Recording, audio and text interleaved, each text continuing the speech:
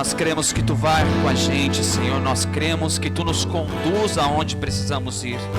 E nós queremos, ó Deus, que aonde a planta dos nossos pés pisar, ali, Senhor, haja nova vida.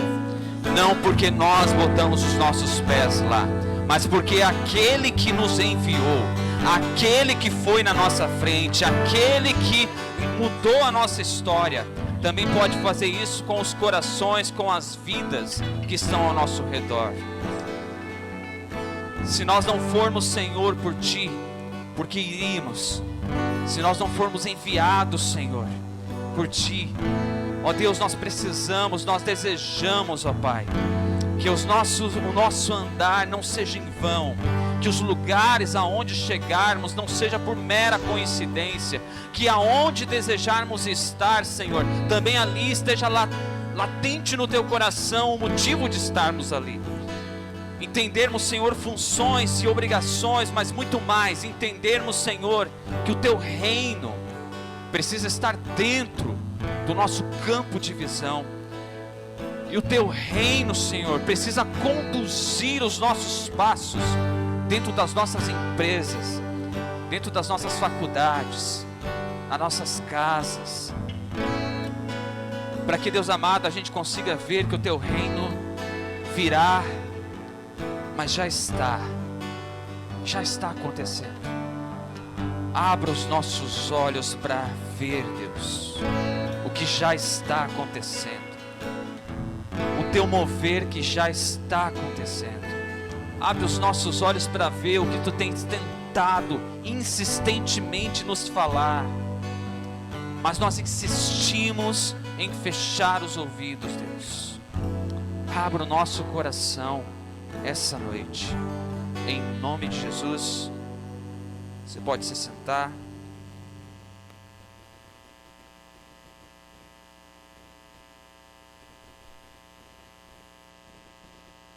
Nós começamos há 3 semanas atrás uma temática, falamos sobre a obra do Espírito Santo, e dentro desse andar da carruagem até aqui, talvez você tenha perdido algumas dessas mensagens. Então, para seu alívio espiritual, você sabe que essas mensagens estão bem registradas lá no YouTube. Vai lá, acessa o canal da comunidade e você poderá ver tudo que aconteceu até aqui, para ver que tudo está fazendo sentido, tudo está se encaixando. E hoje nós vamos falar sobre transformação no Espírito Santo. E eu tenho que dizer para vocês que eu estou completamente convencido de que o fato de eu ser cristão, o fato de eu estar aqui, o fato de tudo ter acontecido na minha história, mudando a minha história nos últimos anos, não foi por simplesmente meus lindos olhos azuis, que Deus olhou para mim e disse: uau, esse é um que eu quero junto comigo. Meu olho não é azul, não é? Mas eu estou completamente convencido de que Deus moveu tudo antes que eu tomasse uma decisão.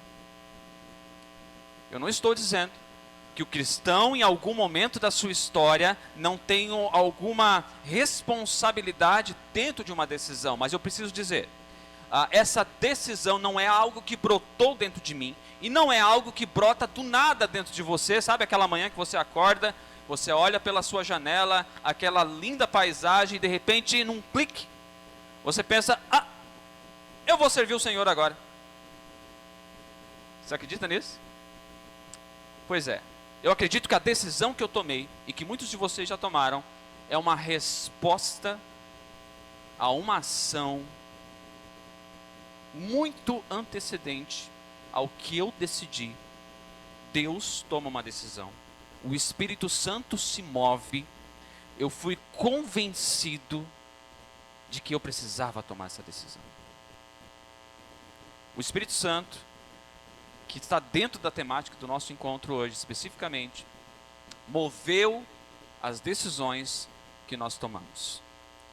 Não foi por sabedoria, não foi por enxergarmos, de repente, por nossos próprios esforços, o que estava acontecendo na nossa frente, e pensássemos então que agora é hora de mudar a nossa história, e agora eu vou tomar uma decisão de mudar o rumo da minha história, e eu vou então para uma igreja, e tudo então veio a acontecer. Eu tenho que dizer que eu não lembro o dia em que eu sentei e disse para Deus, olha, a partir de agora eu quero te seguir. Eu lembro que houve uma construção na minha história, pessoas chegaram até mim, amizades que eu tinha me trouxeram e aos poucos eu fui descobrindo quem era Deus, ou por que não dizer, já que é assim que eu estou tratando esse assunto, aos poucos Deus foi se mostrando para mim. E ao tempo que ele ia se mostrando, era o que eu podia descobrir o que mais ele tinha a falar a meu respeito, o que mais ele queria mudar na minha história.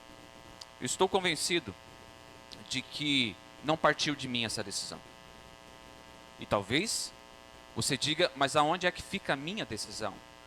A sua decisão fica depois da decisão de Deus. A sua decisão fica depois da ação do Espírito Santo sobre você. A sua decisão é uma resposta àquilo que antes o Espírito Santo te fez em você. Te convencendo que você é pecador. Te convencendo que você é um miserável. Ou por que não dizer, nas palavras doces de Lutero, te convencendo que você era um saco de vermes. Mas um saco de vermes amado por Deus. Consegue perceber que nós respondemos a isso? Que os nossos olhos não se abriram porque nós decidimos, mas uma ação espiritual aconteceu na nossa história.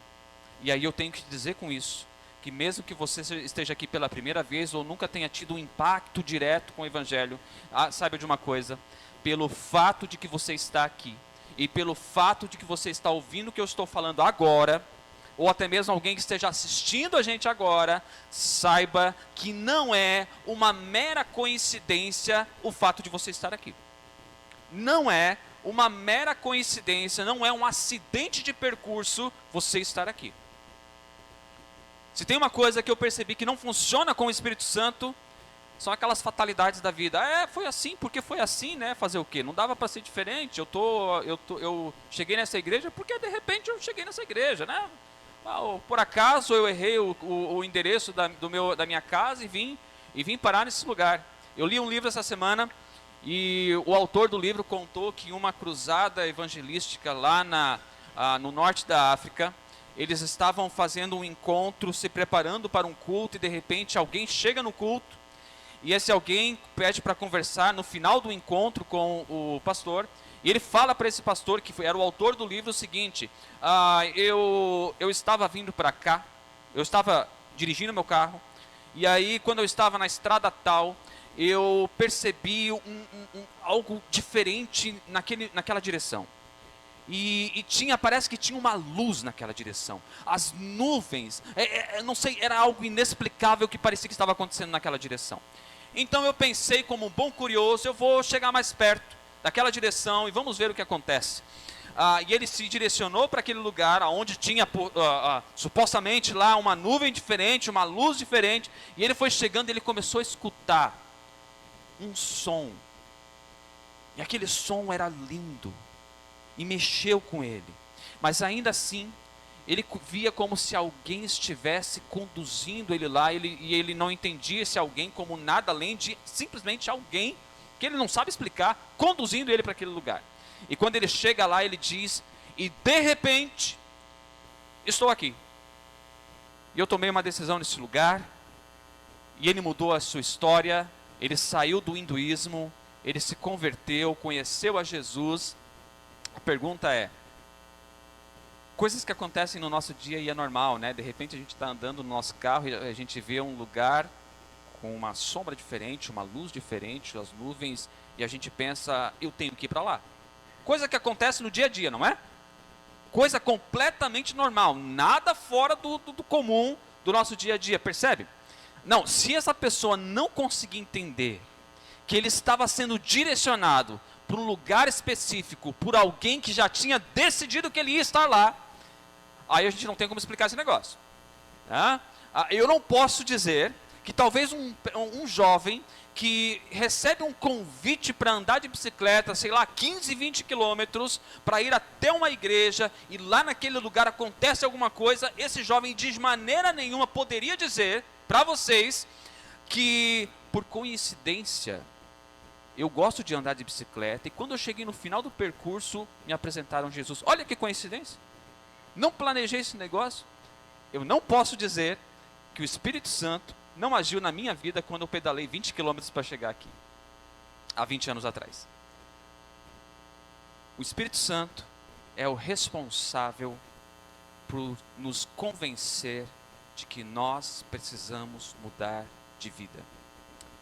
E aí eu preciso dizer para você que ou nós estamos insistindo em não ver o que o Espírito Santo está fazendo, e insistindo constantemente em não perceber por que estamos aqui, que talvez você veio só para trazer os seus filhos, talvez você veio só para acompanhar alguém e não conseguiu achar a hora ainda de sair sem que ninguém visse você, porque o Jefferson cercou a porta e era a única saída que você tinha. E o Hugo está com o olhar atento para saber quem vai levantar. E você não e acenderam a luz bem na hora que você estava pensando, agora é a minha deixa, né? Ou você acredita que por acaso você vem aqui, não sei como você quer chamar, mas acredite que o Espírito Santo tem algo para fazer no seu coração essa noite. Acredite que você não está aqui simplesmente porque o seu amigo ou sua amiga convidou você para vir para cá. Amém? Queria que você abrisse a sua Bíblia comigo. Em Romanos capítulo 8, versículo 13 ao 17, nós vamos ler hoje. Romanos capítulo 8. Abra a sua Bíblia, ligue a sua Bíblia para os mais atualizados, tecnologicamente, né?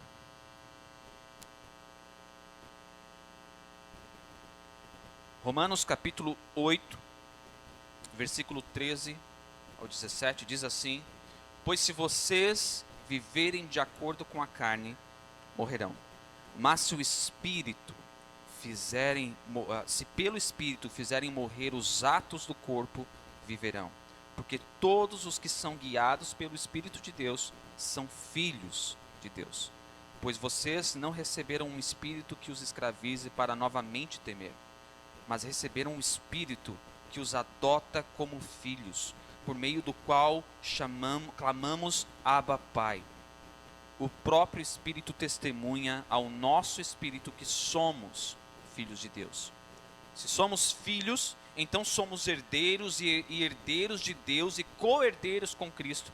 E se de fato participamos do seu sofrimento, para que também participemos da sua glória. Eu queria que você fechasse seus olhos por mais um minuto. Nós não podemos esquecer. Somos chamados e convocados a nos rendermos ao Espírito Santo. Então eu quero que você feche seus olhos. Não precisa olhar para mim agora. A gente fez isso no início desse encontro, mas eu quero que você diga: Deus, essa noite, rasga o meu coração, Senhor. Deus, eu preciso te conhecer. Deus, eu quero. Se isso é verdade, diga: Deus, eu quero. Se revela a mim, Senhor. Se mostra, Senhor. Abre os meus olhos. Derrama o teu Espírito em mim. Eu não posso voltar para casa como eu cheguei aqui. Eu não posso. Eu preciso te conhecer essa noite.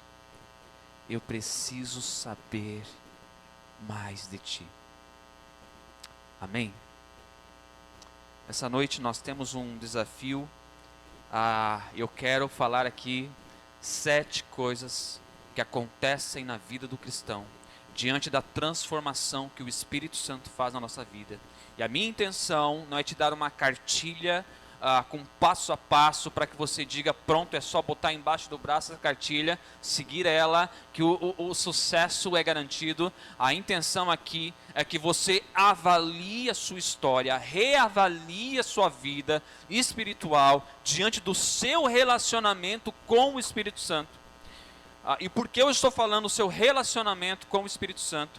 Eu descobri nessa caminhada espiritual de que quando eu abro mão de me relacionar com o Espírito Santo, não somente a minha vida é afetada, mas da minha família. Só que eu preciso entender que diretamente é a minha vida.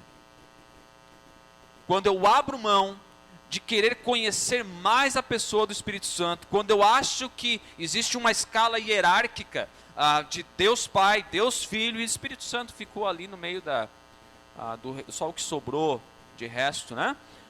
Quando eu começo a acreditar que aqueles exatos relatos bíblicos verdadeiros sobre pessoas que de forma sobrenatural começam a viver momentos completamente diferentes do que nós vivemos, como por exemplo, alguém que fala uma língua sem ter estudado ela, e por acaso alguém ter uma visão sobre algo que precisa ser avisado, ou alguém que precisa de uma profecia, ou alguma coisa que foge do nosso comum, foge do natural. E a gente pensa, isso são coisas para os irmãos lá da Assembleia. Porque nós, luteranos, que sempre vemos para o culto e sentamos no mesmo lugar, sempre no mesmo lugar, né? Essa é uma das duas características do luterano. Primeiro, ele sempre senta no mesmo lugar. Segundo, sempre tem cadeira na frente que não tem ninguém. É incrível.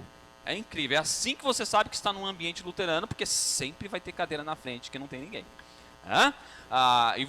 É de praxe, né? Quando você chega na igreja, você já olha, cadê o meu lugar? E se alguém ocupa o teu lugar, como bom luterano, você pensa, alguém não avisou que o meu nome estava lá, na cadeira. E como bom luterano, nós muitas vezes não entendemos. Desculpa, deixa o luterano de lado na história aí. Mas muitas vezes nós não entendemos o quanto é necessário nós nos relacionarmos com o Espírito Santo. Nós poderíamos abrir o espaço aqui e falarmos sobre experiências que cada um de nós tem tido com o Espírito Santo. Mas tem uma experiência específica que todos nós precisamos ter tido. Mudança de vida, mudança de caráter, mudança de visão. E tem um pacote que o Espírito Santo disponibiliza para todos que querem fazer o download dele, diretamente do trono, que é uma mudança completa, um pacote que a gente chama de fruto do Espírito Santo. E perceba, é fruto, não é frutos, não tem um S na história, né? Isso significa que o fruto desse pacote fechado, o cristão recebe para viver. Talvez alguns você tenha mais dificuldade do que outros, de ser manso, de ser uma pessoa que não se ira facilmente, uma pessoa amorosa, né? O fruto do Espírito Santo é um pacote completo entregue na tua mão. E isso é evidência do Espírito Santo sobre a tua vida. O que mais tem um extra aí na história. Porque nesse extra, por decisão de Deus, conforme Ele achar necessário, você pode viver ainda outras experiências com o Espírito Santo. E eu acho muito interessante quando Paulo fala que, irmãos, eu cheguei no terceiro céu, eu vi e vivi coisas inexplicáveis. Eu fiquei pensando, eu não sabia nem que tinha um segundo. O Paulo chegou no terceiro.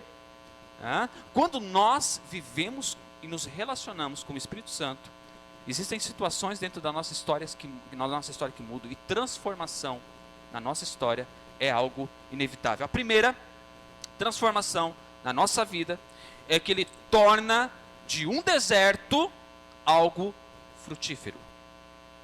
E eu tenho que dizer, eu morei quase 8 anos no sertão nordestino, e eu sei muito bem, alguém que vem dessa região de Criciúma, eu sei muito bem o que é uma temporada de chuva, né? Eu sei muito bem o que é uma temporada de frio, mas quando a gente chega lá no sertão, quando eu morei em Petrolina, por exemplo, que a gente chegou, já não tinha chuva, e de repente foi o primeiro mês, nada de chuva, foi o segundo mês, nada de chuva. Foi o terceiro mês, nada de chuva. E adivinha, no quarto mês, nada de chuva. Quando chegou o quinto mês que eu estava ali, de repente as nuvens começaram a se formar. E sabe quando você pensa assim, uau, ainda existe esperança nesse negócio.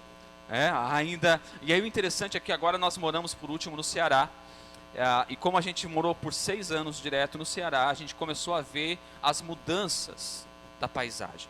E como nós moramos numa região muito no pé da serra, a gente tinha um verde próximo. Mas exatamente na nossa casa, quando chegava essa época da seca, e nós chegamos no ano que teve a pior seca dos últimos 50 anos, foi uma recepção calorosa, e nós começamos a ver tudo começar a mudar. Tudo começou a secar. Até mesmo aquelas árvores com as raízes profundas, como o cajueiro, como o pé de manga, você começava a ver que embaixo das árvores acumulavam-se as folhas secas, o que não era comum para um pé de manga. Para quem conhece o pé de manga, você não vê normalmente folhas secas embaixo do pé de manga. A seca tem que ser muito ruim, muito brava, para que um pé de manga comece a sofrer as consequências. E a gente começou a ver isso, e eu fico pensando, poxa, o Isaías, no capítulo 35, ele foi dizer para o povo que existia uma esperança diante de todo um deserto.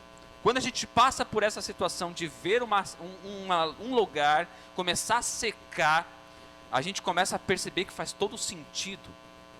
Quando a Bíblia fala que de um deserto, Deus pode fazer surgir mananciais. Mas como esse negócio? Isaías 35, 1, 2, ele diz, o deserto e a terra ressequida se regozijarão.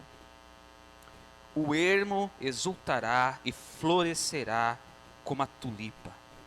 E romperá em flores. Mostrará grande regozijo e cantará de alegria. Ele não está falando que a chuva está chegando. Ele está falando que Deus pode fazer diante de um deserto. E sabe o que o Espírito Santo pode fazer diante de uma vida seca? Ele pode fazer nascer frutos. E sabe o que é interessante? Que quando a gente olha para a nossa vida, ou para a vida de muitas pessoas que estão ao nosso redor, a gente pensa, o que Deus poderia fazer nessa vida? O que Deus poderia construir nessa vida?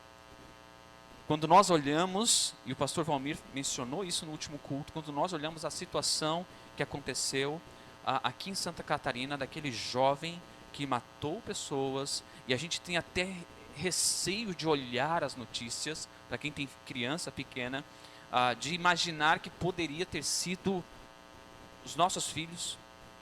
Qual seria a nossa reação para aquele jovem? Talvez muitos de nós pensaríamos, ele merece sofrer agora, ele merece ser castigado, que seja severo o castigo sobre esse jovem. Quantos de nós pensa o que Deus poderia fazer nessa vida? Você já pensou? O evangelho sendo pregado para esse jovem, o Espírito Santo abrindo os olhos desse jovem. Que testemunho esse cara iria dar no futuro? Você já pensou que aquela pessoa que você talvez não vai muito com a cara dela, que você nunca ora por ela, mas o que Deus poderia fazer na vida daquela pessoa? Eu lembro que quando eu cheguei aqui alguns anos atrás, e para mim eu tenho que dizer que é inevitável para mim falar sobre a minha mudança de história, a minha mudança de vida, porque isso aí é algo que ainda está andando, está no percurso. Mas eu lembro uma coisa que a Magda falou para mim, acho que não sei quanto tempo depois que eu estava já aqui, ela falou, eu olhava para você, a primeira vez que eu te vi, eu olhava para você e parecia que tinha algo escuro na sua vida, uma sombra, né? Era mais ou menos isso que a Magda falou, algo. E eu olhava para a minha história e eu sei muito bem do que ela estava falando. Eu sei muito bem quem eu era. Eu sei muito bem o que eu fiz. Você já pensou? Um relacionamento com o Espírito Santo que pode mudar a sua história. O primeiro ponto que nós estamos trabalhando aqui é que Deus pode fazer de uma terra seca e árida gerar frutos. E se Deus pode fazer isso com a terra, imagina com você. que Ele ama. Imagina o que Ele pode fazer na sua vida. E para com essa frase de dizer, não, mas comigo não tem mais o que você fazer. A gente escuta muito disso. Talvez o fulano lá, vai que tu ainda tem alguma coisa para tratar, vai que tu ainda tem um futuro, porque eu, não tem mais o que possa ser feito aqui. Sabe quando a gente se coloca como vítima e a gente tenta bloquear tudo que nós poderíamos viver com o Espírito Santo, toda a mudança e transformação de história, e se coloca num patamar que não foi outra pessoa, a não ser o diabo que te colocou lá, e faz você acreditar que aqui não pode mais acontecer nada. Não tem mais o que possa ser feito. Esse fulano aí não tem mais salvação. Deus está dizendo que de uma terra seca podem nascer uma árvore que gera frutos. O segundo ponto, aliás, antes do segundo ponto, João 15:8 diz: meu Pai é glorificado pelo fato de vocês darem muito fruto, e assim serão meus discípulos. Segundo ponto que o Espírito Santo faz em nós, diante da transformação que ele gera em nós, é que ele faz com que nós consigamos caminhar no caminho de Deus.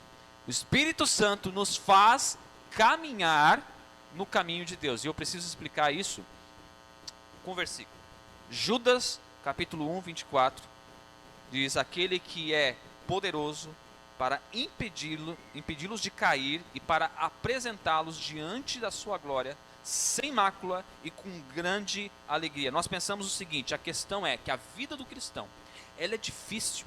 Esse é o nosso pensamento. Como é que eu posso olhar para todas aquelas leis, toda a Bíblia, aquele livro gigante, e dizer, eu posso seguir tudo isso? Tem um autor, que eu anotei o sobrenome dele, o Hendricks, diz assim: a vida do cristão não é difícil. A vida do cristão, na verdade, é impossível. Facilitou agora?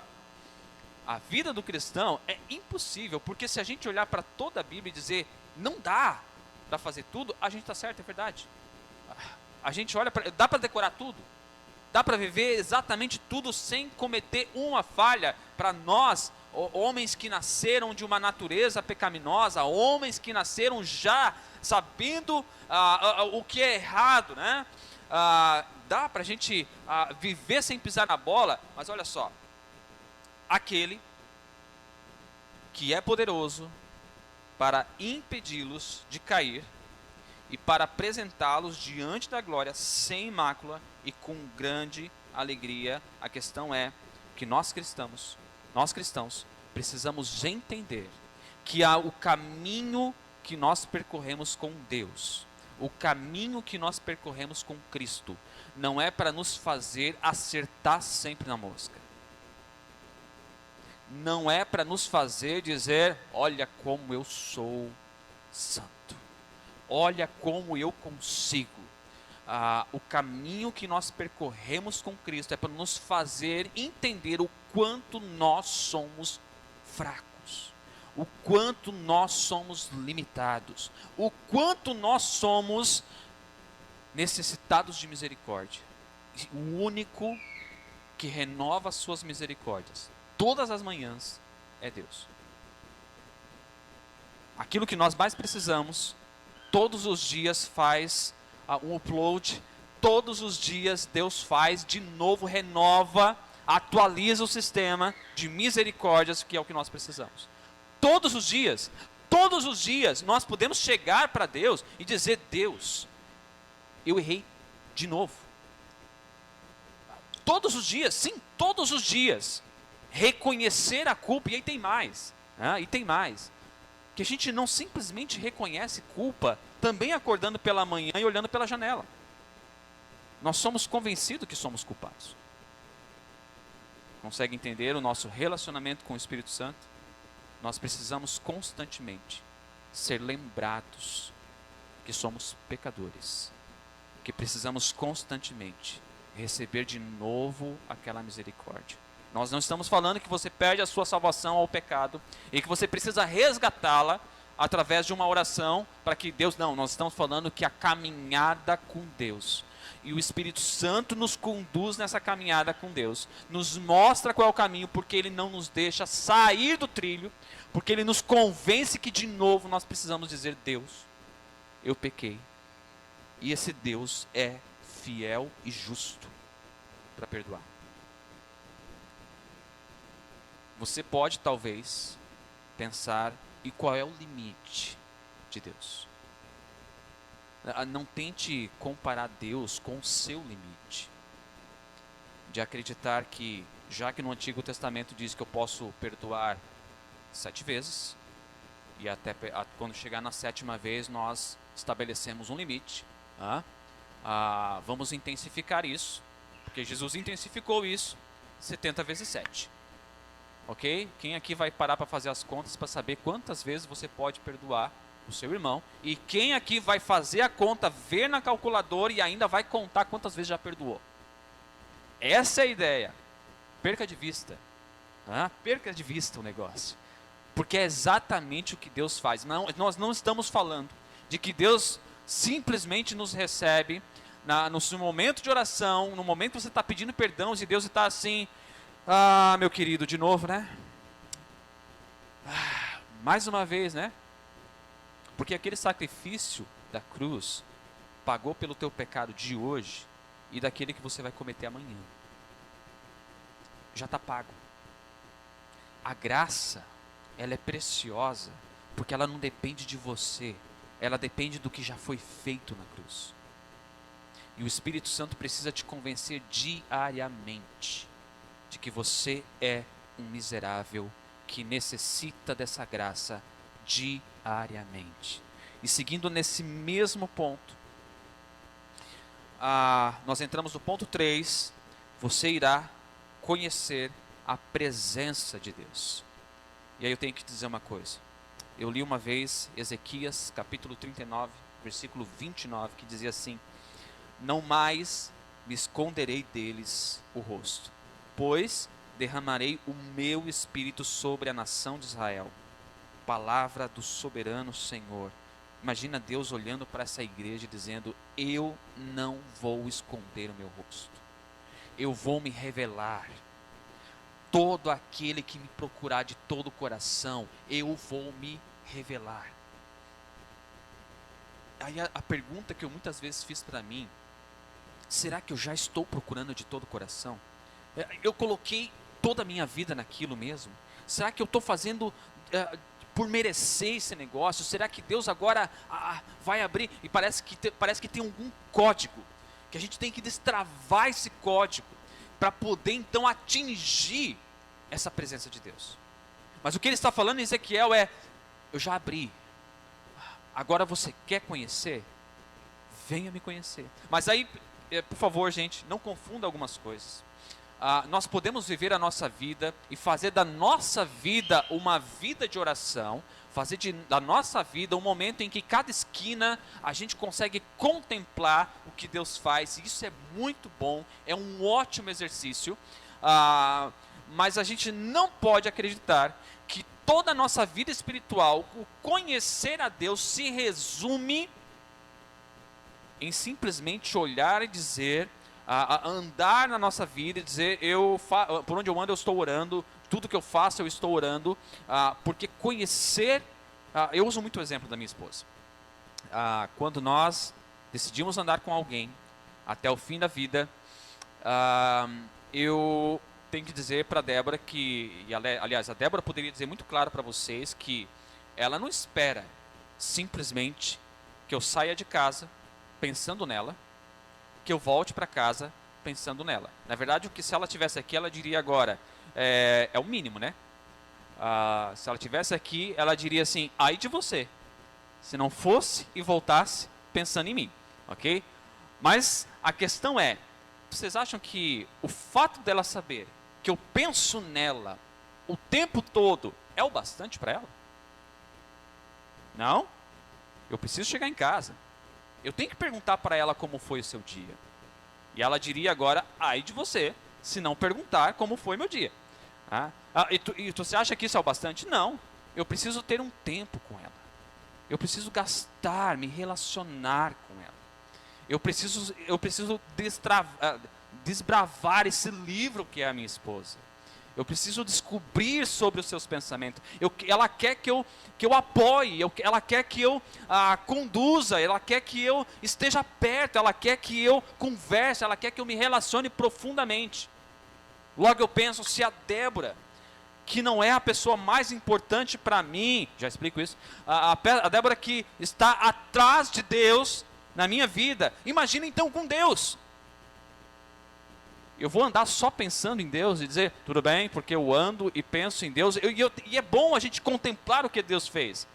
É bom a gente olhar para esse mundão e dizer, uau, imagina Deus pensando e planejando esse negócio. Imagina Deus planejando o homem, imagina Deus planejando o casamento, imagina Deus planejando a natureza e todos os mínimos detalhes.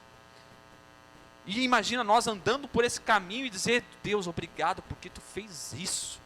Deus olha para aquilo, isso é bom, mas isso não é o bastante. Por que não é o bastante? Porque nós precisamos aprender a conhecer Deus intimamente. Nós precisamos aprender a conhecer Deus naquele lugar secreto. Nós precisamos aprender a conhecer Deus no silêncio. E Deus se revela no silêncio. Deus se mostra no silêncio. Quando eu comecei a entender o que era conhecer a Deus, eu descobri que o meu empenho não deveria estar em quantas horas eu estou orando, mas simplesmente permitir ter esse relacionamento. E esse relacionamento é construído com o andar na rua, com o momento do secreto, e em ficar em silêncio, deixar ele falar. E falando nisso, Provérbios capítulo 1, versículo 23 diz, eu lhes darei o espírito de sabedoria, eu lhes revelarei os meus pensamentos. Olha que interessante. O quarto ponto é que o Espírito Santo irá nos fazer compreender a sua palavra. Você vai caminhar, conhecer o caminho de Deus, você vai conhecer a presença de Deus, mas você também vai conhecer a palavra de Deus. E é interessante que sempre quando nós olhamos alguém que inicia no caminho da fé, uma das frases que a gente sempre escuta é, poxa, mas a gente lê a Bíblia e parece um negócio tão difícil de compreender. É difícil de entender. Por que em Cantares o indivíduo está falando menção sobre o corpo da mulher e por que esse negócio está lá? Por que não faz sentido para mim? Por que Deus permitiu que isso acontecesse, por que Deus deixou que a mulher comesse do fruto? Por que Deus permitiu? E a gente fica sem entender o que está por trás daquele negócio. E parece que somente os teólogos poderão desbravar esse assunto e nos entregar mastigado e pronto. Como se nós não tivéssemos nenhuma forma, nenhum modelo, nenhum jeito de nos relacionarmos pessoalmente com essa palavra. De lermos a Bíblia e dizer, uau. Sabe, quando você vê aquilo e se satisfaz com aquele alimento. Parece que precisa que alguém terceirize o serviço. Por muitos anos, na história da igreja, no mundo, essa era a compreensão que muitos líderes religiosos tinham. Nós não podemos botar a Bíblia na mão do povo. Porque a partir do momento que a Bíblia chegar na mão do povo, o caos será instaurado. Eles não vão saber lidar com isso. Então, a gente vai aprender a língua, a gente vai estudar essa língua, a gente vai estudar o texto e a gente entrega mastigadinho e pronto. Interessante que há 500 anos atrás nós rompemos com isso. A Bíblia chegou nas nossas mãos, mas nos dias de hoje, muitos de nós ainda acreditam que o melhor alimento espiritual, a melhor forma de conhecer a palavra é botar um vídeo no YouTube e deixar que o pastor faça o serviço. Eu não estou falando que assistir uma pregação no YouTube não seja bom. Eu estou falando que isso não é a parte principal do seu relacionamento com a palavra de Deus. Abra a sua Bíblia. Leia. Ninguém está pedindo para você interpretar o negócio do jeito correto. Ninguém está dizendo para você fazer uma exegese do negócio. Ninguém está falando para você postar um texto perfeito sobre a sua compreensão daquele texto. Mas nós precisamos nos relacionar. E aí tem uma dica muito interessante. Você já pensou em abrir a sua Bíblia e dizer assim: Espírito Santo, vem comigo. Espírito Santo. Você já pensou em fazer isso? A primeira Bíblia que eu ganhei estava escrito nas primeiras páginas assim: como ler a Bíblia, passo a passo de como ler a Bíblia. Aí diz assim: você primeiro ora, reconhece que você não sabe nada, e aí então começa o processo. Você já pensou em dizer: Espírito Santo, abre meu entendimento, vem junto comigo para me entender esse negócio. Eu ouvi falar que aqui tem uma mensagem para mim. Eu preciso descobri-la. E nós não estamos falando que por causa disso você precisa talvez ler a Bíblia toda num ano. Como muitas vezes a gente coloca o desafio, se você consegue, manda ver, meu irmão. Não tem problema não. Uma vez nós chegamos lá na comunidade do Crato, no Ceará, e uma irmã que começou a namorar um rapaz da nossa comunidade, então ela veio participar do grupo das mulheres, e no meio do grupo ela falou assim: eu estou de férias agora, então eu decidi que vou gastar meu tempo de férias com uma boa leitura bíblica. E eu comecei a ler então Gênesis, e eu já estou ali no final do Antigo Testamento. Ela tinha um mês só de férias. Sabe aquela vergonha que dá quando a gente pensa assim: ops, ela soube aproveitar as suas férias, né? Mas ela falou pensando: vocês estão acostumados com esse negócio, né, gente? Então, vamos voltar aqui pro texto. Sabe aquele negócio que a gente precisa aprender a se relacionar com o Espírito Santo, mesmo de reconhecer diariamente que vem junto. Vamos olhar para a Bíblia, vamos abrir esse negócio e permitir que o Espírito Santo conduza a nossa compreensão na Bíblia. E uma coisa que me chama muita atenção, é que muitas vezes quando nós aprendemos a criticar, a reclamar sobre que muitas coisas estão acontecendo ao nosso redor, isso envolve trabalho, isso envolve o nosso dia a dia, até mesmo isso envolve a comunidade.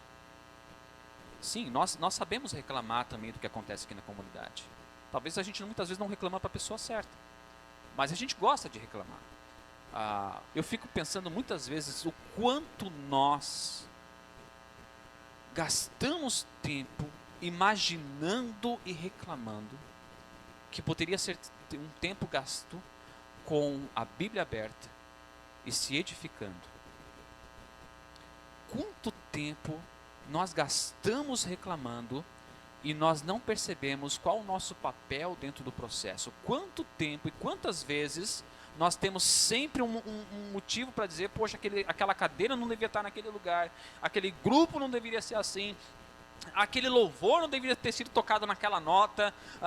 De coisas mais simples até as mais complexas, nós achamos tempo. Eu fico pensando: poxa, quanto mais nós reclamamos, mais a gente deveria gastar tempo de oração, porque é uma questão de substituição aí.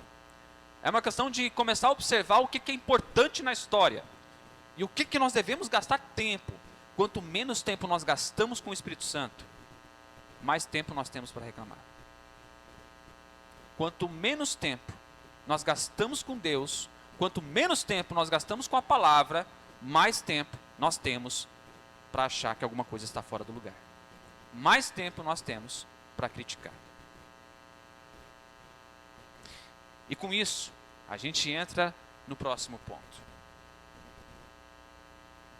Ponto 4 que eu falei agora para vocês é que o Espírito Santo, na transformação que ele faz na nossa vida, nos leva a compreender a palavra de Deus. 1 João, inclusive, capítulo 2, versículo 14, diz o seguinte: presta atenção: filhinhos, eu lhes escrevi, porque vocês conhecem o Pai. Pais, eu lhes escrevi porque vocês conhecem aquele que é desde o princípio. Jovens, eu lhes escrevi porque vocês são fortes e em vocês a palavra de Deus permanece e vocês vencerão o maligno.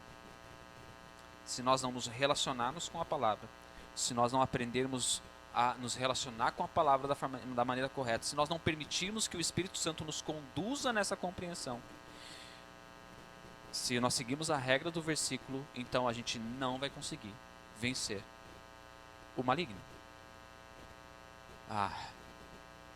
Eu tô te dando um desafio para que de amanhã, você abrir a sua Bíblia, você olhar para aquelas palavras que parece que não faz um sentido, abrir essa Bíblia e dizer: eu quero que ela fale comigo. Então o Espírito Santo vem, abre meu coração e mexe na minha estrutura, porque eu quero viver essa transformação por completo.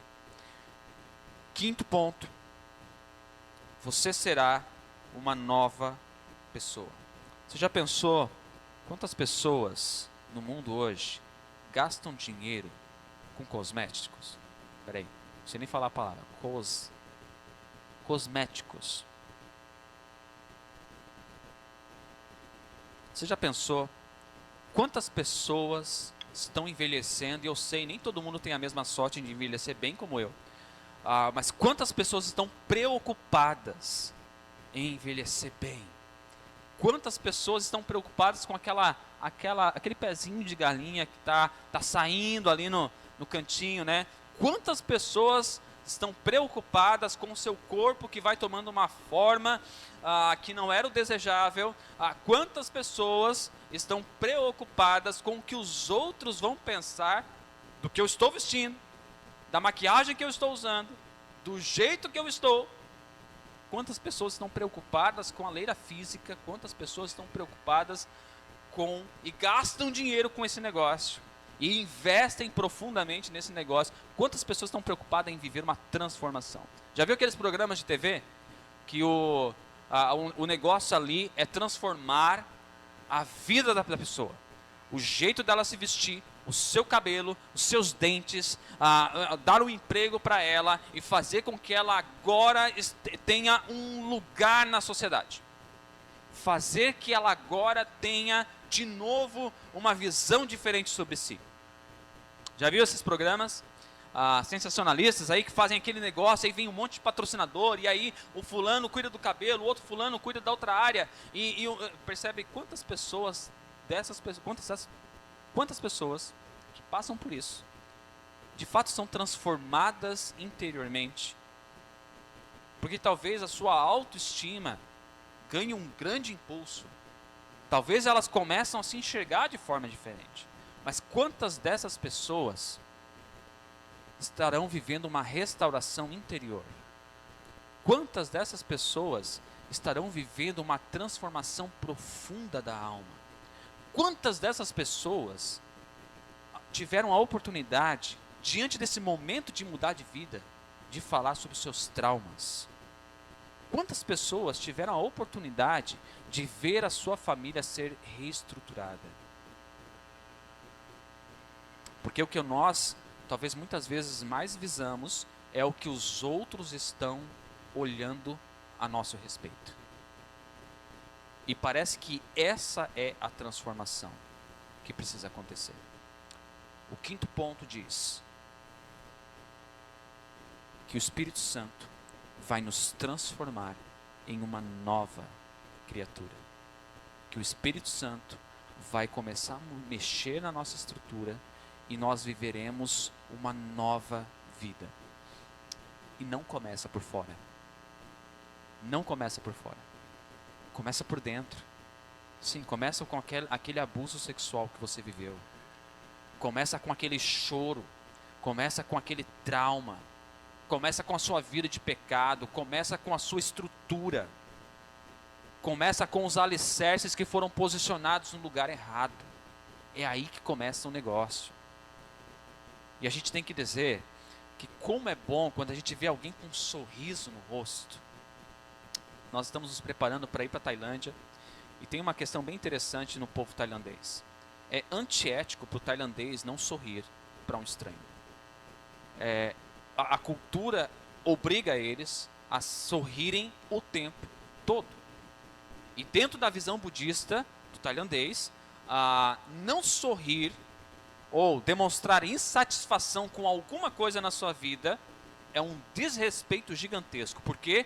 Porque você não pode mostrar que tem algo errado. Você deve ver sempre o negócio em alto nível. Mostrar a minha fragilidade é expor a minha vida. E a gente pode até muitas vezes colocar um sorriso no rosto. Mas como é diferente quando de dentro para fora surge esse sorriso. Como é diferente quando o Espírito Santo mexe na nossa história, mexe na nossa estrutura e a gente pode dizer: agora eu posso sorrir de verdade. E não é pelo que os outros estão me vendo, não é pelo que os outros pensam de mim, é porque eu sei o que está acontecendo na minha vida. E é interessante que quando a gente pensa que o Espírito Santo começa a mexer na nossa estrutura, começa a mexer na nossa história, a gente pensa: mas por que eu iria sorrir se eu estou relembrando os meus traumas? Por que eu iria sorrir se eu estou relembrando o que aconteceu no meu passado? Por que eu iria sorrir se eu estou tendo que olhar de novo para as minhas feridas que estão abertas? Esse é o processo. Há alguns anos atrás, minha esposa e eu, a gente passou por um longo período de terapia. Não só porque algumas coisas estavam explodindo no nosso casamento e que nós entendemos a necessidade disso, mas também pelo fato de que tinha muita coisa na nossa história que nós nunca nos atentamos a achar que era importante ser tratados. E dentro disso, nosso relacionamento com a nossa própria família, com os nossos pais, principalmente. E quando eu entrei naquele consultório, eu conversei com o nosso terapeuta, que também era nosso professor na faculdade. Ele se tornou um grande amigo nosso. E aí, a primeira conversa que eu tive com ele, quando eu saí daquele consultório, eu olhava para o horizonte, parecia que as árvores balançavam agora de forma muito mais bela. O céu tinha uma luz diferente, que parecia que eu não tinha percebido isso antes. E eu estava em Curitiba, dia cinzento, mas tudo estava lindo. Depois do primeiro dia que eu falei pela primeira vez de coisas que aconteceram na minha vida, que eu nunca tinha contado para ninguém. De repente, o mundo tinha uma beleza. De repente, havia uma paz em mim. Mas tinha muita coisa a ser tratada ainda. E como é que a gente pode abrir uma ferida que começou a cicatrizar de maneira errada, como é que, com impurezas, e que o negócio está infeccionando, como é que a gente pode abrir isso e dizer: agora vai melhorar? Porque você vai sentir dor com esse negócio. Mas esse é o processo. A transformação do Espírito Santo sobre a nossa vida não traz dores sem trazer graça. Não traz lembranças de trauma sem trazer o consolo. A transformação do Espírito Santo sobre a nossa vida é completa.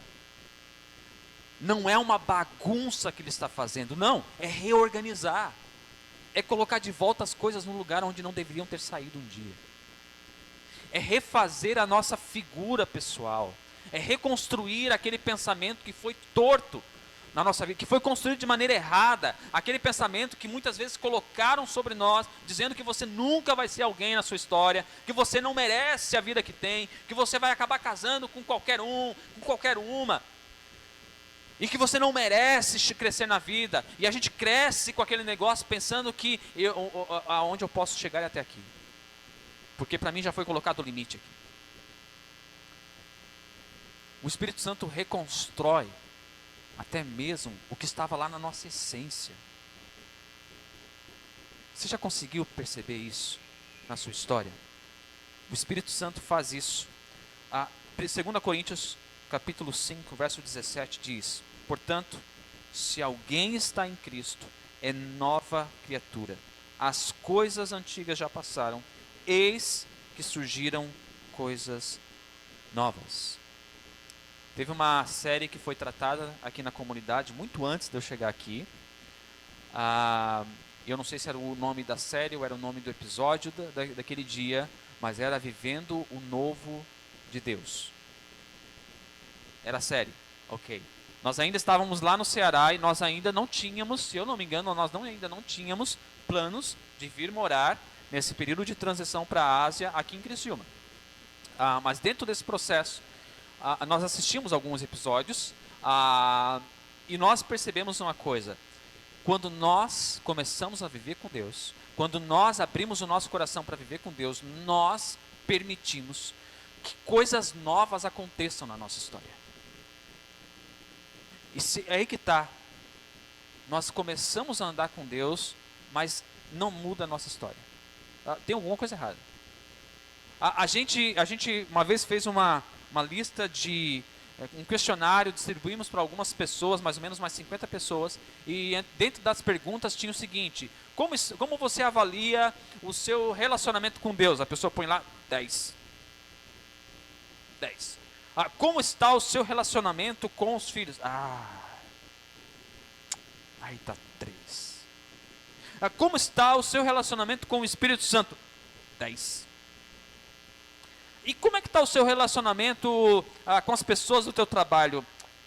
Péssimo. Aqui está talvez exagerando assim, 2. E como está a sua vida espiritual em geral? Como você avalia tudo na sua vida espiritual? 10. Perfeito. E como está o teu casamento? 0. Parece que as coisas não estão se encaixando. Eu não estou falando que o sofrimento acaba, que os desafios terminam. Eu estou falando que nós vamos viver coisas novas no casamento, no relacionamento com as pessoas, dentro das nossas casas, com os nossos filhos. E se o nosso relacionamento com Deus não começar a mexer toda a estrutura, tem alguma coisa errada. Tem alguma coisa errada. Porque o texto diz: coisas novas surgirão. O passado já passou. Você será uma nova criatura a partir daqui. Ezequiel 36 vai dizer: darei a vocês um coração novo e porei um espírito novo em vocês. Tirarei de vocês o coração de pedra e lhes darei um coração de carne. Entenda, coração de carne é um coração maleável, é um coração pronto a se arrepender. Coração de carne é um coração pronto a ser tratado, a ser trabalhado. Coração de carne é um coração que vive o arrependimento diariamente. Coração de carne é um coração que permite que o Espírito Santo bombeie o sangue de Cristo para a nossa vida. Coração de carne é um coração que permite que a gente reconheça a culpa no nosso casamento, que a gente mude a estrutura, que a gente comece a tratar diferente as pessoas do nosso trabalho, que a gente comece a dar abraços nas pessoas, com ou sem pandemia, mas com máscara, por favor, e com álcool gel. Mas que a gente seja totalmente reestruturado. Porque caso você ache que o seu relacionamento com Deus está bom e a sua vida não muda, se pergunte sobre que relacionamento é esse que você está vivendo. Que relacionamento é esse que você está vivendo? E eu acho interessante que a gente começa a observar algumas pessoas da mídia que muitos de nós talvez gostam muito. Eu vi uma entrevista uma vez de uma pessoa que estava sendo questionada sobre alguns gostos dela e perguntaram para ela: você conhece que músicas que normalmente as pessoas não conheçam? E aí essa pessoa diz: eu conheço aquela música da Aline Barros que canta: como um farol que brilha à noite, como... é lindo aquilo. Que legal, beleza, agora vamos à sua apresentação. E ela foi lá rebolar. Olha, deixa eu dizer uma coisa. Se nós começamos a viver uma vida de simpatizar com o Evangelho, isso não é conversão. Simpatizar com as ações de Cristo, Mahatma Gandhi também fazia isso. Simpatizar com o que está na Bíblia, achando que Jesus foi um grande líder, Isso não é conversão. Isso não é transformação. A transformação não é de você observar Jesus de um binóculo à distância. A transformação vem de um contato direto, de uma transformação direta. Ponto 6. O Espírito Santo, nessa transformação, nos trará descanso, até mesmo em dias de turbulência. E é difícil pensar em turbulência quando você anda num avião que começa a chacoalhar. Não sei quem aqui já teve a experiência, Débora e eu já estivemos em um avião em Curitiba, que quando a gente entra naquele corredor que vai dar acesso à porta do avião, sabe? E a gente começa a olhar aquele avião de fora, eu pensei, esse avião não vai dar certo não. Tá esquisito esse avião. E aí a gente entra no avião, porque a passagem já está paga, o negócio é o seguinte, tem que entrar porque a bagagem já foi despachada. E a gente entrou, e quando nós entramos dentro daquele avião, o negócio começa a andar, e aí, sabe quando você vai escutando aquele barulhinho de amortecedor meio... E a gente pensa, isso não deveria estar assim. E aí quando o avião coloca na pista para começar a decolagem, que ele começa a ir, tudo para você não deveria estar assim, não era para ser assim. E aí o negócio decola. E para melhorar o negócio era Curitiba. Curitiba fechado o tempo, aí o avião começa a passar pelas nuvens e o negócio começa a chacoalhar, mas chacoalhar. Sabe o que é chacoalhar? Chacoalhar de verdade. Mas chacoalhava mesmo. E quando nós estávamos passando dentro da nuvem, chacoalhando tudo para um lado para o outro, o piloto fala assim: senhores passageiros, nós estamos passando por um pequeno período de turbulência. Eu pensei, pequeno? Não, ele deve estar vendo alguma coisa que a gente não está vendo. Um pequeno período de turbulência, mas logo em seguida que nós sobrevoarmos as nuvens, acima das nuvens fará tempo bom. E fiquem tranquilos que a gente... Nossa, aquele cara tinha uma paz que eu não tinha no momento. Ele tinha... E aí eu olhei e o negócio estava balançando. E eu olhei para a Débora estava rindo. Aí eu pensei, do que ela está rindo? Não tem nada de engraçado nessa história. A mulher do lado da Débora, que estava na janela, estava assim. E alguém lá atrás estava gritando, Jesus! É sério, gente. Nesse momento eu pensei, tá, vamos orar, né? Já casei mesmo, era isso a minha oração, pelo menos eu casasse, já sei lá quantos anos de casamento já tinha. Aí eu fui orar. Mas percebe, até mesmo em meio ao caos, ter paz, é isso que o Espírito Santo propõe.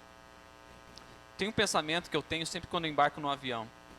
Eu olho para o avião e eu penso, será que é com essas pessoas que eu vou morrer? Não é assim, pessimismo não, mas é um pensamento que eu tenho. De entrar no avião e dizer, será que é com essas pessoas que eu vou morrer? E aí um dia eu sentei de um lado de um jovem que estava claramente nervoso. Claramente nervoso. E aí ele estava sentado do meu lado. E aí ele disse assim, e eu estava muito tranquilo, porque não era o mesmo avião de anteriormente, né? Eu puxei a revista, folhando a revista, sabe quando aquele momento que você não tem nada para fazer, folhando a revista, e o negócio estava acontecendo, o avião ainda estava entrando na pista e ele estava muito nervoso. E aí eu perguntei para ele, é a primeira vez? Aí ele disse, eu estou quase vomitando, de tanto nervoso que eu estou, porque eu acho que vai cair, mas eu estou vendo que você está tão calmo. Aí eu disse, claro, a gente está calmo, né? A gente é sempre calmo. Mas ele disse, mas me diz, o que você pensa quando entra no avião? Aí eu disse para ele, não se preocupe com isso agora. Como ter paz em momentos de conflitos diante do que nós estamos vivendo hoje na pandemia? Como ter paz se talvez aquilo que está te esperando lá na frente é desafiador? Como poder dizer que aquele Salmo 23, aquele salmo que diz que Deus nos conduzirá em pastos verdejantes, como começar a olhar para esses pastos verdejantes sem olhar para a morte? Você lembra bem do texto? O Senhor é meu pastor e nada me faltará. Em verdes pastagens me faz repousar e me conduz a águas tranquilas. Restaura-me o vigor, guia-me na vereda da justiça por amor do seu nome. Mas como é que o texto continua? Quem saberia dizer aí? Como é que o texto continua? Ainda que eu ande pelo vale das sombras da morte. Opa! Vamos ficar nos pastos verdejantes, gente. Não está mais interessante lá nos pastos verdejantes? Nós não estamos falando que a transformação do Espírito Santo na nossa vida não hajam caos, não hajam escuridão, não hajam dificuldades. Nós estamos falando que o mesmo Deus que está diante daqueles pastos verdejantes é o mesmo Deus que pode nos dar paz diante da sombra da morte. É o mesmo Deus. A transformação é completa. Ponto 7, e aqui nós partimos para o final. O Espírito Santo, nessa transformação da nossa história, ele trará excelência sobre a sua vida. E quando eu falo sobre excelência, eu estou dizendo para você que o Espírito Santo não está trazendo aqui perfeccionismo para você. Eu estou falando que excelência envolve tudo que nós fazemos, o melhor que nós podemos fazer, além do que as nossas forças permitem. Mas veja bem, quando nós falamos sobre excelência, quando nós vemos alguém que vive com excelência, normalmente alguém que faz as coisas com excelência, ele sempre está em destaque, não porque ele decidiu estar, mas porque ele fez bem feito. Você olha para Daniel, que o rei estava planejando colocá-lo na maior responsabilidade do reino. Ele não chega a esse pensamento do rei simplesmente porque ele postou uma boa figura no Facebook, no Instagram, e esperou que o rei curtisse e pensasse, esse é o cara. O rei não leu o currículo dele para entender como colocar, aonde colocá-lo. O rei viu o seu fruto. O rei viu do jeito que ele lidava com as coisas. O rei percebeu que o Daniel fazia com excelência. E naturalmente quem faz com excelência fica em evidência. É natural. É um processo natural. Isso me faz pensar que se nós estamos dentro de um trabalho que nós não somos notados, eu me pergunto sobre a excelência do meu trabalho.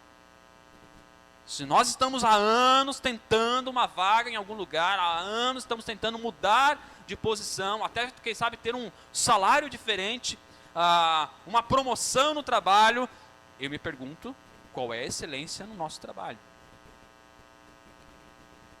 Já pensou se José do Egito, no momento em que ele é colocado como governador, ele já teve a oportunidade de viver com excelência para chegar na posição. Mas quando ele chega na posição de governador de todo o Egito, a maior economia da época na terra, o único lugar, a única nação que tinha alimento para si e para vender para os demais, e o José está lá perdido no meio do povo do Egito, o único hebreu que pode conduzir com excelência o negócio, mas ele já chegou, ele já é o governador. Aí percebe que o seguinte, excelência não é algo que você mostra até atingir alguma coisa, até alcançar algo. Excelência está enraizada no teu caráter. Porque quando você atinge um elogio, para manter, aí não precisa de tanto de excelência, é caráter. As pessoas vão perceber que de fato você tem caráter quando você chega àquele nível e elas percebem que é linear. Quando o José do Egito chega ao governo daquele povo, ele começa a fazer com tanta excelência quanto ele fez até ali. E aí o interessante é que quando a gente faz bem feito, isso chama a atenção de pessoas que gostam do que a gente faz, como pessoas que não gostam do que a gente faz. Quando a gente faz com excelência, não são só admiradores que nós conquistamos, são críticos também. E o interessante é que percursos vão surgir, dentro do percurso vão surgir situações que vão comprovar se a questão aqui é fazer bem feito para ser visto ou fazer bem feito porque isso está enraizado no nosso caráter. Porque quando José se depara com seus irmãos, ele age como alguém que foi moldado por Deus para estar ali.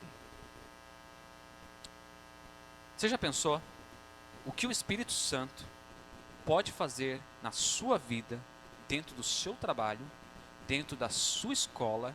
Você já pensou que tudo que você faz tem um propósito no final? Você já pensou que Deus está preocupado, sim, com quem você é? Deus está preocupado com o que você faz. Deus quer usar você dentro da sua profissão. Você já pensou nisso? Você já pensou que não é acidental onde você está? Você já pensou?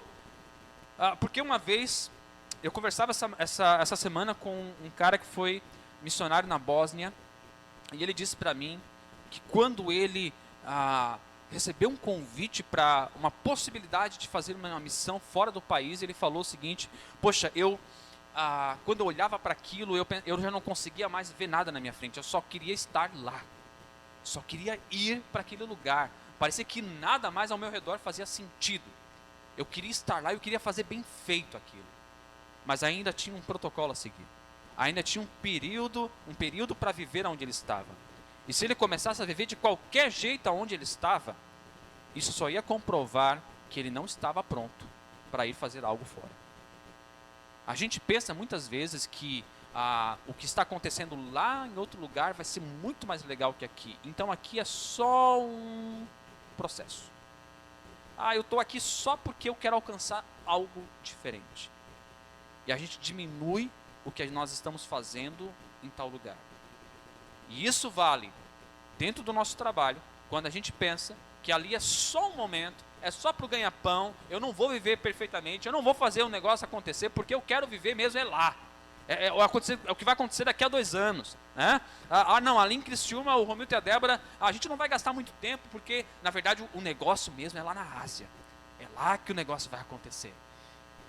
Se nós esperamos que essa comunidade seja a nossa principal enviadora para a Ásia, aqui é um negócio que tem que acontecer. E aí nós pensamos que nós perdemos muita oportunidade, porque a gente começa a diminuir lugares e situações que o Espírito Santo poderia nos usar. Você já se perguntou o quanto o Espírito Santo pode usar você no seu trabalho? O quanto você é importante aonde você está? Você já pensou? No condomínio que você mora? Você já pensou o quanto você é importante na rua que você mora, no trabalho que você está, na comunidade que você está inserido? O quanto você é importante e o quanto o Espírito Santo gostaria de fazer algo na sua vida. Eu quero fechar essa mensagem e eu quero fazer você pensar sobre a transformação do Espírito Santo sobre a sua vida. Você já pensou que nada acontece na sua história por coincidência? Que você não está aqui simplesmente porque você não tem nada para fazer. Existe direção do Espírito Santo para você. Você já pensou que o Espírito Santo mexeu todos os pauzinhos para que você estivesse aqui essa noite? Você já pensou que não é um acidente de percurso estar nesse culto? Você pode talvez ter dado umas piscadas no meio do processo, você pode talvez não ter prestado atenção plenamente no negócio, mas agora você está acordado, eu sei disso. Você já pensou que você pode ser um instrumento nas mãos do Espírito Santo, que essa transformação que iniciou na sua história ainda precisa ser continuada?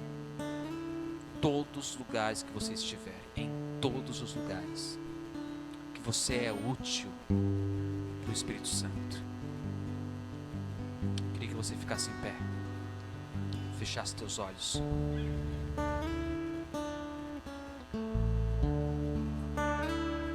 Você já pensou em se entregar plenamente e dizer: Deus, eu quero me entregar completamente essa noite. Eu quero viver uma transformação por completo. Eu quero que Tu seja Senhor da minha profissão. Senhor, eu quero que Tu seja Senhor do meu estudo acadêmico. Senhor, eu quero que Tu seja Senhor da minha família. Eu quero que Tu seja Senhor de tudo o que está acontecendo na minha história. Diante dessa canção, faz a tua oração, levanta a tua voz em oração ao Senhor. Convida o Espírito Santo a ministrar sobre você. Convida o Espírito Santo a mexer na tua estrutura, a abrir as feridas que precisam ser abertas, a começar a tratar aquilo que precisa ser tratado. Convide o Espírito Santo a te trazer algo novo, a mudar você por completo e fazer com que tudo em você não seja mais o mesmo.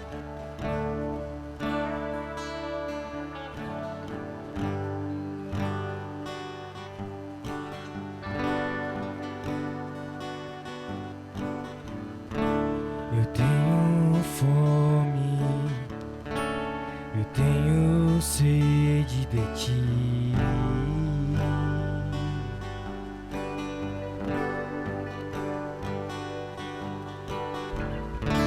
E de aprender de Ti,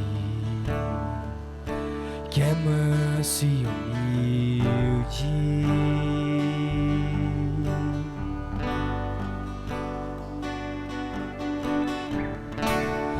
Um minuto aqui vale mais que uma vida.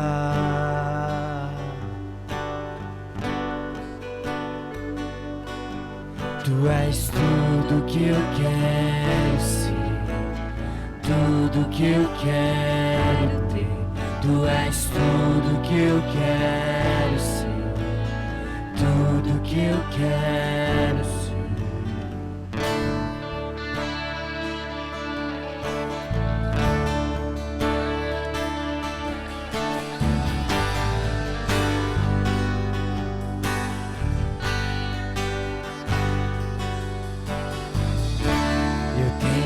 Sede como um deserto por água. Clama a Deus para que Ele faça desse deserto surgir água, frutificar, mudar a sua história, mudar a sua vida. Não tem nada que Ele não possa fazer, não tem nada que Ele não possa mudar, não tem nenhuma estrutura que Ele não possa romper, não tem nenhum alicerce que não possa ser reposicionado para Deus. Clame ao Senhor. Tu és tudo que eu quero, tudo que eu quero ter. Tu és tudo que eu quero ser, tudo que eu quero ter. Tu és tudo que eu quero ser, tudo que eu quero. Tu és tudo que eu quero ser, tudo que eu quero. Como um selo em meu coração, Tu és meu tesouro.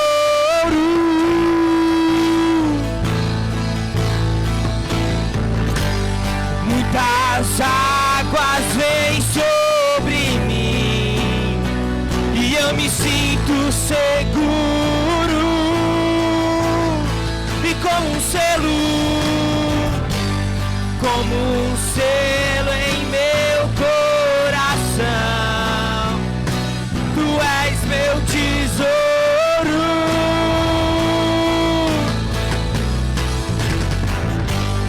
Muitas águas vêm sobre mim e eu me sinto seguro. Pra onde eu vou sem você?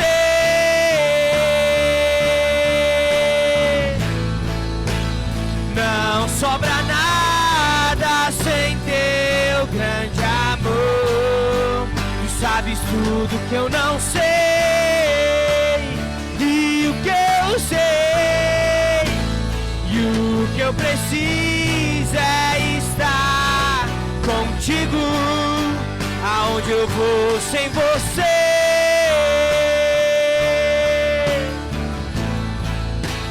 Não sobra nada sem teu grande amor.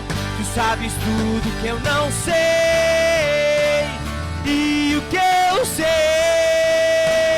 e o que eu preciso é estar contigo. E onde eu vou, eu te levo comigo, amado.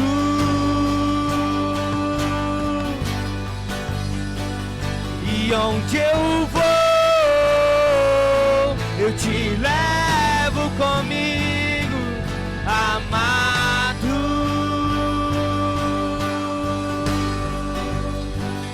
E onde eu vou, eu te levo comigo, amado.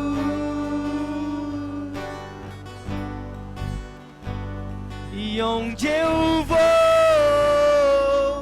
eu te levo comigo, amado. Se manifesta sobre o nosso meio, Senhor. Ó Espírito Santo, nós clamamos que Tu se manifeste sobre esse povo, se derramando, Senhor, sobre esse povo, trazendo experiências, ó Deus, que somente estão registradas na Tua palavra, experiências, ó Deus, que nós podemos viver. Ó Deus, faz, Senhor, desse povo provar da obra do Teu Espírito Santo, uma transformação que começa de dentro. Ó Deus, quando nós Te chamamos para fazer parte de nós queremos Te chamar para fazer parte de tudo. Então, Senhor, faz parte de tudo que está em nós. Muda completamente a nossa maneira de pensar, a nossa maneira de falar, os nossos sentimentos. Senhor, enxuga aquelas lágrimas. Senhor, traz de volta o sorriso. Senhor, faz de nós pessoas com uma perspectiva diferente.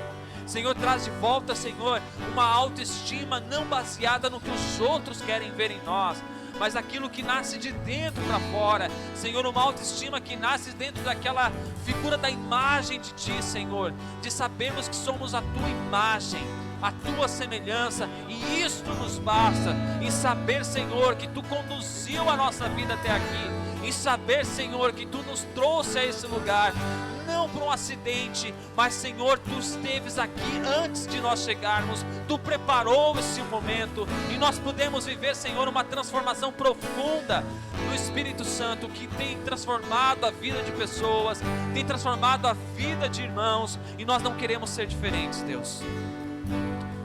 Muda a nossa história, Senhor, muda aquilo que temos feito. Tu sabes, Senhor, o que temos feito, Tu sabes, Senhor, o que temos vivido. Aonde nós formos, Senhor, nós queremos ver que existe, Senhor, resquícios do Teu Evangelho acontecendo através de nós. Nós queremos, Senhor, ser luz.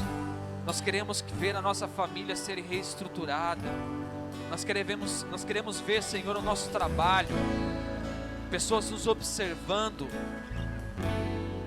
não somente com um status de cristão,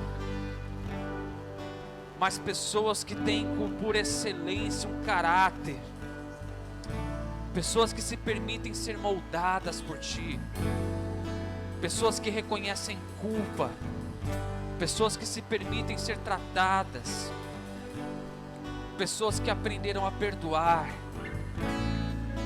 de maneira incontável.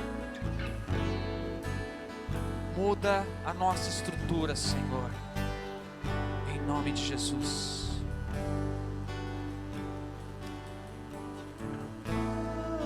Se você estiver aqui nesse lugar e pensando o que é que ainda tem que ser tratado aqui em mim, o que precisa ser renovado em mim, o que mais que eu preciso, eu queria que você fechasse seus olhos aí, falasse para Deus: Deus,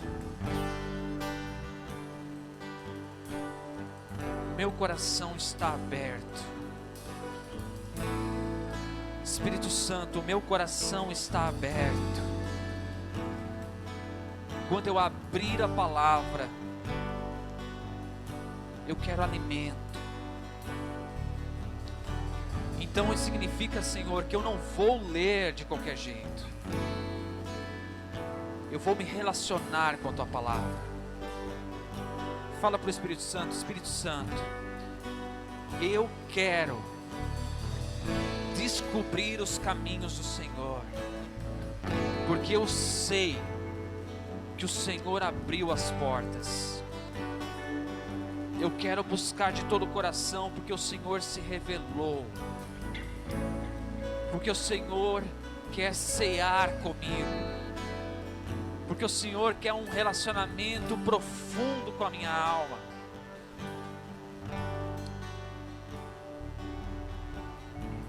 Eu não irei viver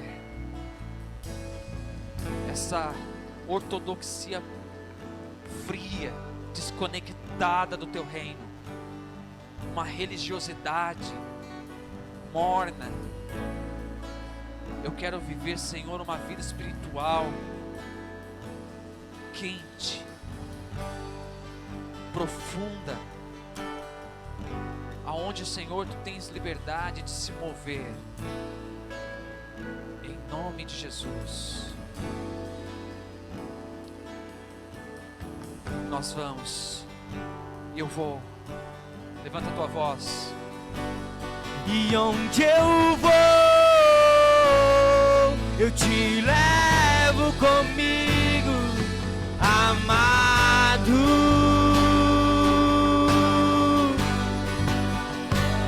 E onde eu vou, eu te levo comigo, amado. E onde eu vou, levanta a tua voz. E onde eu vou, eu te levo comigo, amado.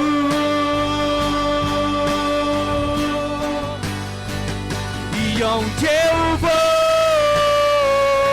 eu te levo comigo, amado. E como um selo, como um selo em meu coração, tu és meu tesouro.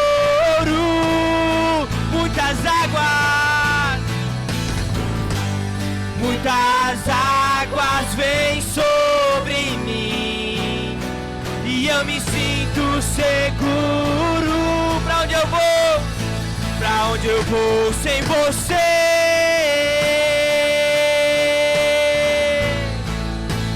Não sobra nada sem teu grande amor. Tu sabes tudo que eu não sei, e o que eu sei, e o que eu preciso é estar contigo. E onde eu vou, e onde eu vou, eu te levo comigo, amado. E onde eu vou, eu te levo comigo, amado.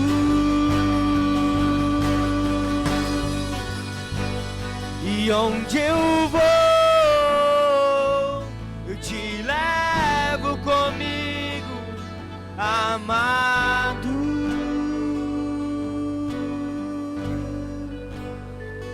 E onde eu vou,